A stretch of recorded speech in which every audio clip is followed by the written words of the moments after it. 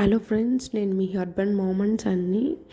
ఈరోజు మనం రాజ్మా కర్రీ ఎలా తయారు చేయాలో చూద్దాము. ఆనియన్ వేసుకొని జీలకర్ర అండ్ గరం మసాలా దినుసులు వేసుకోండి. ఆనియన్ వేసుకొని తర్వాత జింజర్ గార్లిక్ పేస్ట్ వేసుకొని గోల్డెన్ ఫ్రై వచ్చేంత వరకు రెండింటిని కూడా బాగా వేపుకోండి. తర్వాత ఇక్కడ నేను సీక్రెట్ టిప్ని షేర్ చేయబోతున్నాను. అదేమంటే, ఇక్కడ మనకి కర్రీ బాగా రావాలంటే టొమాటో అండ్ క్యాష్యూస్ని యాడ్ చేసి బాగా మిక్సీ పట్టుకొని వేసుకోండి. తర్వాత బాగా ఎగిన తర్వాత పసుపు, ధనియాల పొడి, కారం మీ రుచికి సరిపడినంత వేసుకోండి. ఇక్కడ నేను మా స్పైసెస్కి తగినట్టు వేసుకుంటున్నాను. సో మీ క్వాంటిటీకి తగినట్టు మీకు ఎంత కావాలో అంత వేసుకోండి. ముందుగా ఉడికించి పెట్టుకున్న రాజ్మా కర్రీని దాంతో యాడ్ చేసేసి బాగా మగ్గనివ్వాలి.